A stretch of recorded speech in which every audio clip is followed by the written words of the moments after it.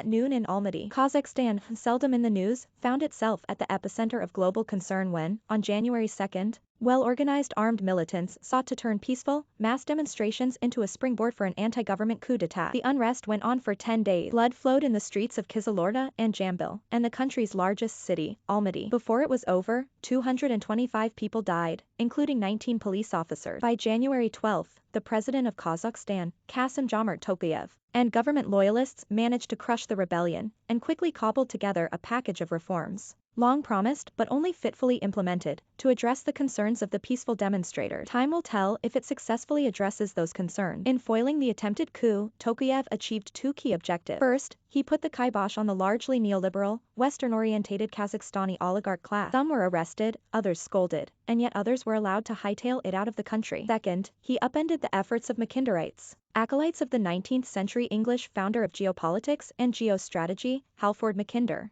to plunge Eurasia into chaos by pitting one continental power against another. Proponents of the so-called Great Game seek to guarantee the entree of the Anglo-Saxon maritime powers to what, otherwise, would be an inaccessible landmass. They have been beavering away for years, from one end of Eurasia to the other, from Berlin to Beijing and from Moscow to Mumbai, to impede economic integration and connectivity. Had they succeeded in installing a pliable government in Nur-Sultan, they would have significantly enhanced their ability to sow chaos in the region and stymie further Eurasian integration. Failure of neoliberal economics, the intimate ties of neoliberal oligarchs to the government, resulted in great concentration of wealth in the hands of relatively few, well-connected people, with little trickle down to the man in the street. As the oligarchs plundered the nation's resources, often with the tacit approval of globalists at home and abroad, popular dissatisfaction mounted, and finally found expression in the mass legitimate demonstrations of last month. Tokayev seized the opportunity to call the oligarchs on the carpet. He said in an interview with Kazakhstan's Khabar TV, "Many of the oligarchs and others who left Kazakhstan earned a serious amount of money in our country. They now spend it on organizing demonstrations, playing people off against one another, and acting according to the principle the worse things get the better." Showdown, nearing high noon. This Central Asian drama reminded me as it played out of the movie High Noon, about a U.S. Marshal, Gary Cooper, who must confront deadly opponents arriving on the noon train or get out of town. His betrothed, Grace Kelly, knowing he is outnumbered and fearing he will be gunned down in cold blood, doesn't want to stick around to witness the kill. She is fixing to leave town on the same train as the bad guys are arriving on. Just before their arrival and the final, fatal gunfight, the hotel manager says to Miss Kelly, "You're leaving on the noon train yet?" "Now, me, I wouldn't leave this town at noon for all the tea in China." "No sir, it's going to be quite a sight to see." Tokayev's showdown with the oligarchs, especially the financial elite, was and continues to be quite a sight to see. So who needs Gary Cooper? Demo cum coup crushed since Kazakhstan, with the assistance of the Collective Security Treaty Organization, put down the disorders of last month, life in the country has regained a semblance of normalcy. Most Kazakhs welcome the restoration of order, although one would hardly know it from the commentary of foreign policy observers and political literati at home and abroad. Central Asia is complex. Conundrums are plentiful. Riddles, wrapped inside mysteries, inside enigmas abound, as do secrets known only by a select few. Unsurprisingly, Western experts, attempting to explain what went down in Kazakhstan last month, have tended to indulge in rank guesswork or, worse, regurgitate the foreign policy tropes, including the hype, half-truths and hyperbole, that are the stock in trade of Western foreign ministries and media of record. In time, the story of who orchestrated the attempted coup will emerge, and the key drivers, their principal go-betweens and shadowy proxies, will stand exposed. What one can safely say now is that the coup attempt of January 2 to 12 had its roots in an opaque congeries of internal and external factors. But then, isn't that always the case when regime change is the order of the day? Tokayev addresses business community meeting Kazakhstan's top oligarchs on January 21. Tokayev diplomatically read them the riot act. He invited them to strategically transform the economy and called for real reforms to reduce the gulf between the rich and poor, which is currently unsustainable. Speaking on live television, he cited a 2019 report by KPMG Kazakhstan to the effect that 0.001% of the population, or 162 persons, are each worth more than $50 million, which equates to around 50% of the total wealth of the population. Moreover, said Tokayev, for half the population, the minimum wage does not exceed 50,000 tenge, or $130 per month. Given the level of corruption, this income inequality and lack of opportunity cannot continue as before. In the same address to business leaders, he used the evocative Russian expression to describe the oligarchs' general attitude toward others, which might be paraphrased like this: "So what if a poor man has to live on the scraps from his master's table?" Tokayev solidly stands against neoliberalism as a model for economic development because, as he sees it, It leads to unsustainable debt-leveraged wealth and artificially inflated growth at the expense of the ordinary guy in the street. Tokayev ruled out fire sales of state assets, as was done in the 1990s, and wants the Kazakhstani oligarchs and allied banks to genuinely help small business. He urged them to emulate the largely responsible approach of Uzbekistan's business leaders. Kazakhstan Newsline reports that more than 23,000 companies closed in Kazakhstan last year, a staggering figure. Business as usual, he said, is no longer acceptable. And then he delivered his payoff pitch. In view of worsening foreign investment, we must rely on internal resources and reserves. You should reinvest your resources here. Therein lies your social responsibility towards the nation. Earning money here and spending it over there is no longer a viable option. Therefore, work will be prioritized in this manner. Capital will return to Kazakhstan. Barriers will be set up to stop the outflow of capital, and banking operations should finance real assets, not speculation. A new Kazakhstan. Tokayev proclaimed a new Kazakhstan, which newly appointed State Secretary Yerlan Karin said entailed a reset of social values, including a rejection of radicalism and extremism and a striving for unity in society. It also means a process of reforms over time whereby public policy will focus on and develop human capital. In other words, the reign of oligopolies is coming to an end. In this vein, the government has set up a special fund, Kazakhstan Kalkina, to tackle some of the country's social needs. As reported in Tag News, companies are stepping up to make donations, including Altinta Kokshada, with 6.47 billion tenge, Kazink, 5.855 billion tenge, Kartel, 2 billion tenge, Zyrmsky, 0.675 billion tenge, Yakovsky, 0.5 billion tenge, Mabitex Group, 0.5 billion tenge, Al Solutions, 0.3 billion tenge, and South Oil, 0.2 billion tenge. In total, the fund received a whopping 115 billion tenge from January 21 to February 6, besides making funds available for social programs. Tokayev has stated that his plans will support the entrepreneurial spirit and business independence of ordinary folk. According to Kazakhstan Newsline, the government has directed trillions of tenge to develop the western region, with more in the pipeline. Money continues to pour into Kazakhstan Kalkina. A house-cleaning. Tokayev has made several key personnel moves that indicate a decisive turning away from the country's erstwhile neoliberal orientation,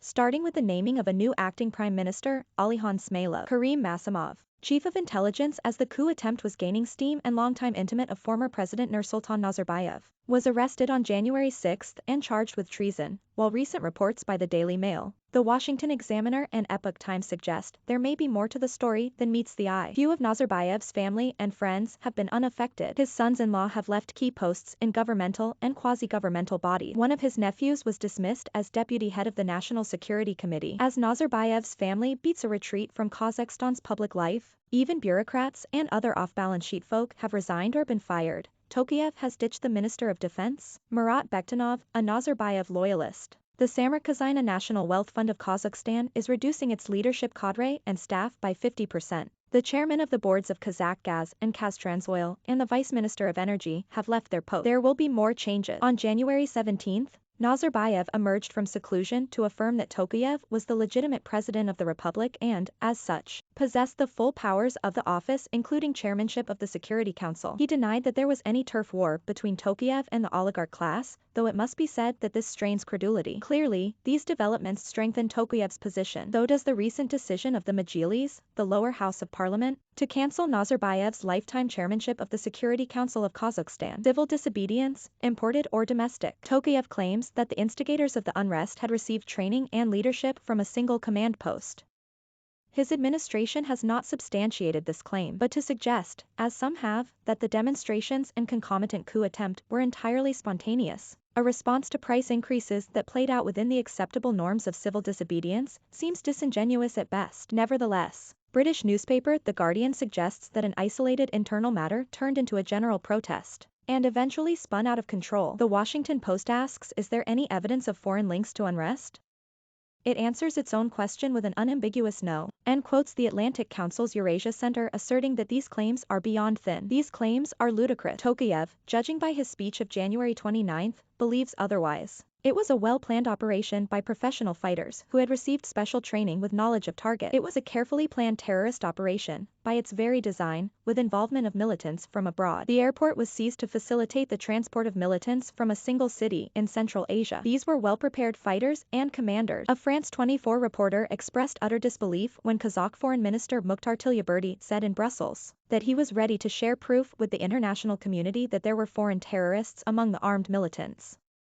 He said evidence of their involvement would come to light and many of the militants did not even know the Kazakh or Russian language. Peaceful protesters, he implied, do not seize airports, government buildings, and transportation hubs in multiple locations at the same time, and in the absence of leadership, coordination, and the requisite weaponry. Kazakhstan and the CSTO, at Tokayev's request, the Collective Security Treaty Organization, which comprises Armenia, Belarus, Kyrgyzstan, Kazakhstan, Russia, and Tajikistan, helped secure key installations and strategic assets by sending in some 2,000 troops. According to Tokayev, Russia, the organization's leading member, put no conditions on deploying its troops to Kazakhstan. Within 15 days of completing its mission, the CSTO contingent left Kazakhstan, despite U.S. Secretary of State Tony Blinken's assertion that once Russians are in your house, sometimes it is very difficult to get them to leave, and rendering risible John Bolton's claim that historians may mark the Kazakh crisis as the point where the Soviet Union rose from its ashes. Some analysts have suggested that Russia's role in the suppression of last month's attempted coup constitutes a serious complication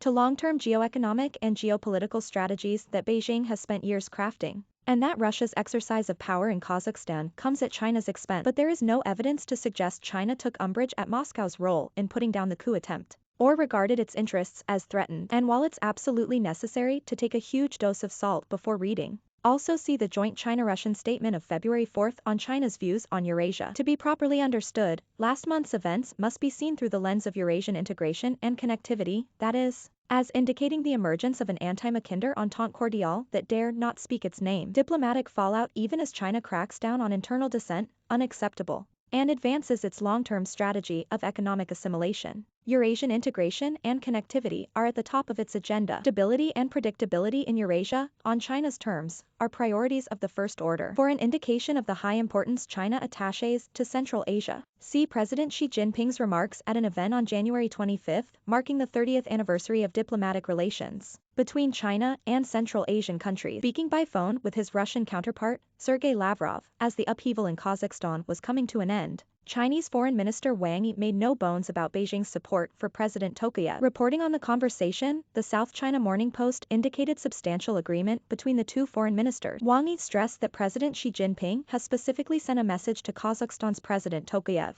publicly expressing that China firmly opposes any deliberate attempt by external forces to provoke unrest and instigate a color revolution in Kazakhstan. China will do what it can to support Kazakhstan to help it get through this hard time. Lavrov said the situation in Kazakhstan as assessed by the special summit of the CSTO clearly shows that the current chaos in the country is a riot orchestrated by external forces. The CSTO dispatched peacekeeping troops to take action at the request of the Kazakh side, and the situation in Kazakhstan have improved significantly. Tokayev would seem to agree with Lavrov about the role of external forces.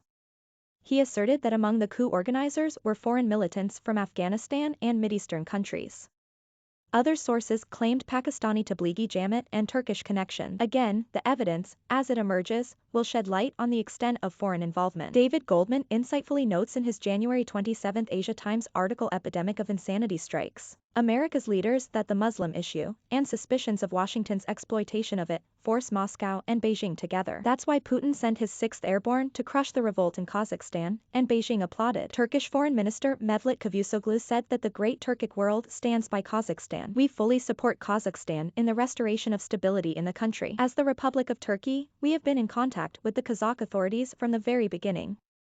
Turkey supports Eurasian integration, he said, and for that to take place there must be stability in Central Asia, and economic expediency demands linking up with China. Mackinderism and stoking of conflict in Eurasia. Tokayev has been an observer of the Mackinderites and their machinations for some years, well before the coup attempt took place. He appears to have no illusions about their penchant for geopolitical hanky-panky and relentless efforts to destabilize the region. for their own gain. Tokayev understands that a destabilized Kazakhstan undermines Eurasian integration. Last month, the Makinderites failed. As Tokayev said, Kazakhstan is a part of Eurasia, and a reality that cannot be ignored. Like China, India, Russia, Turkey and Uzbekistan, Kazakhstan supports a single interconnected and integrated geoeconomic zone in Asia. As I have written elsewhere, Asian and Middle Eastern countries, and particularly Kazakhstan and Uzbekistan, have come to recognize that an interconnected Eurasian geoeconomic landmass crisscrossed by rail, roads and air routes is taking shape and is good for long-term stability despite different geopolitical interests, some of which verge on the intractable. The coup attempt gave Tokayev the opportunity to turn the tables on the Makinderites and their merry band of troublemakers. While the need for reforms remains urgent, it seems likely that the people of Kazakhstan will respond positively to Tokayev's efforts to build a new Kazakhstan. The government has dealt a severe blow to the oligarchs and their friends and henchmen who had a field day extracting value from Kazakhstan's mining, oil, and financial assets at the expense of ordinary folk. It seems that the neoliberal economic development model has been dealt a serious setback in Kazakhstan in shaking up Kazakhstan's leadership circles by running down the worst of the oligarchs, by defanging neoliberalism as a development model and by firing bureaucrats with a vested interest in the oligopolies. Tokayev has managed to defrock the theologians and practitioners of neoliberalism and the Makinderite rabble-rousers beyond his country's borders. Tokayev almost seemed to be auditioning to be Gary Cooper's understudy in the January crisis. He came across as remarkably convincing in the role,